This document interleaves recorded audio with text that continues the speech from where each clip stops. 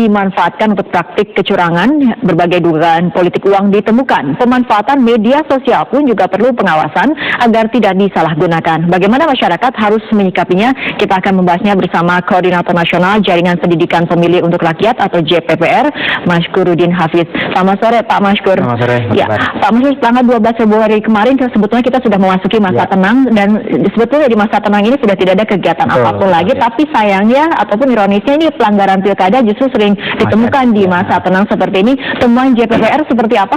Ya, jadi memang semakin mendekati hari pemungutan suara, potensi politik uang itu semakin tinggi ya. Bahkan nanti mendekati hari-hari malam hari sampai pagi hari pun potensi itu akan semakin kuat di semua daerah. Nah, hari ini hari kedua hari tenang itu kita menemukan ada 3 potensi politik uang gitu ya.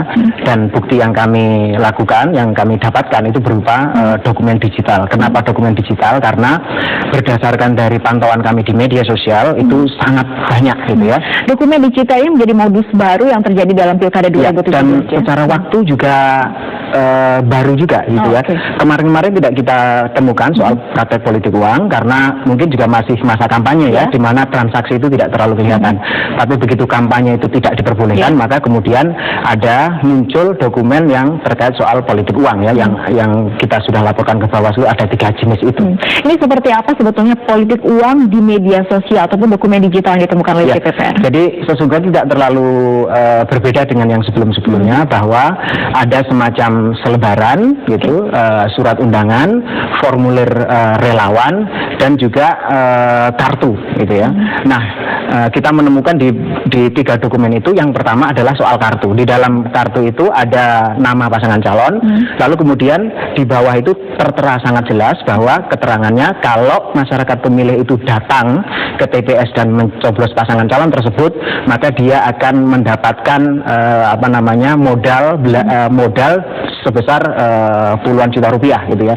Jadi di situ memang sudah unsur dari politik uang itu sudah terjadi, mempengaruhi pilihan masyarakat dengan menawarkan uang tertentu ya. Yang lainnya juga ada semacam selebaran kecil di mana itu bisa ditukar dengan sembako, dan yang terakhir itu berkaitan soal formulir relawan yang di situ juga tercantum kupon, di mana kupon itu bisa ditukar dengan sembako juga. Oke, Pak Mashkur, terkait mengenai dugaan adanya pelanggaran pilkada di masa tenang ini, nah di sejumlah daerah juga kita akan memantau bagaimana sebetulnya situasi masa tenang di sejumlah daerah, karena ada rekan-rekan di lapangan yang akan melaporkannya untuk Anda. Ada rekan Anissa Rahman dari Makassar, Sulawesi Selatan, dan rekan Andika Bakti dari Medan, Sumatera Utara. Dan kita ke rekan Anissa terlebih dahulu. Rekan Anissa, bagaimana kemudian situasi masa tenang di Makassar? Apakah kemudian ada temuan dugaan pelanggaran pilkada?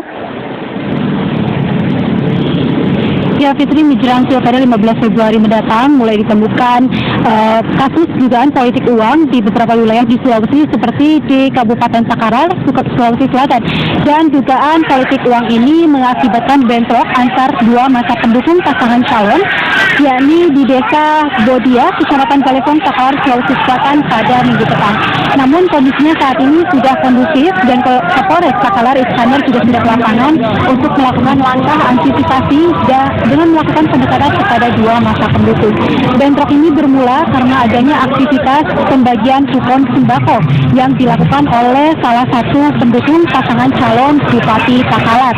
Namun setelah ditelusuri oleh Panwat dan pihak polisian, ternyata ada kesalahpahaman dan hal tersebut sudah dapat diantisipasi. Bentrok baru bisa diatasi setelah 1 jam kemudian, setelah puluhan petugas Brimob dan Satuan Polres Takalar dikerahkan ke lokasi bentrokan dan melepaskan tembakan peringatan. Akibat bentrokan ini, 1 orang polisi mengalami luka di bagian kepala saat berusaha melerai bentrokan. Dan berikut adalah pernyataan dari Kapolres Takalar AKBP Iskandar.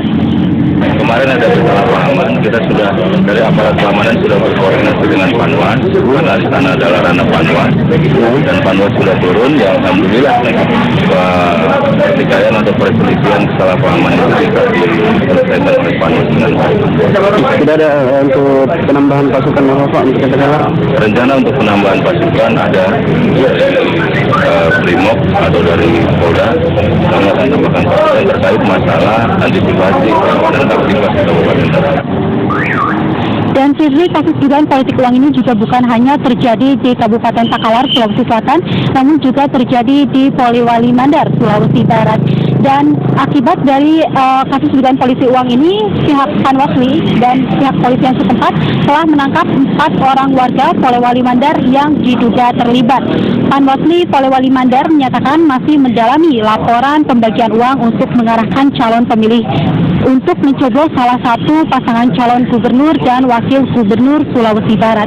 Setelah melakukan pendalaman pemeriksaan, Panwasli rencananya akan melimpahkan kasus tersebut ke penegak hukum terpadu pemilihan umum atau Gakumdu Polewali Mandar.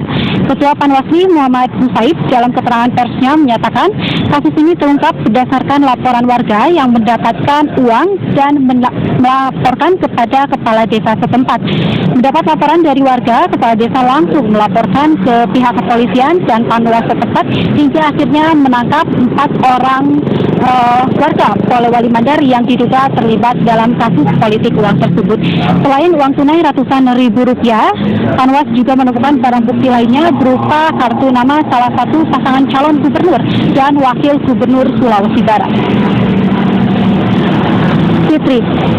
Ya baik, terima kasih Anissa dengan laporannya. Kita ke Medan, Sumatera Utara. Andika, apa saja jenis kerawanan pada Pilkada Tebing Tinggi?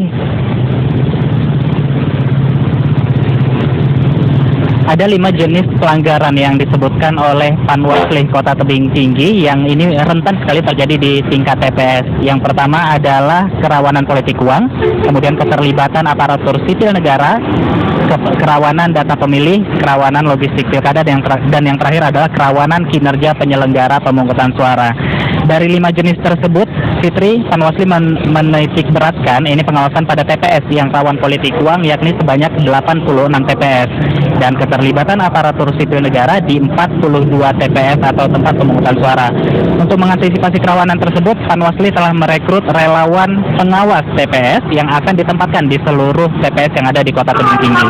Sementara Bawaslu Sumut meminta agar para petugas pengawas ini mampu bekerja secara profesional pada Pilkada 15 Februari mendatang. Hal ini disampaikan oleh Bawaslu Sumut saat menggelar apel kesiapan pengawasan Pilkada di Tebing Tinggi pada tadi pagi. Apel ini diikuti oleh ratusan petugas pengawasan dari berbagai tingkatan, dan disebutkan oleh Bawaslu, pihaknya pun akan bekerja sama dengan Panwasli untuk mengantisipasi terjadinya pelanggaran di Kota Tebing Tinggi.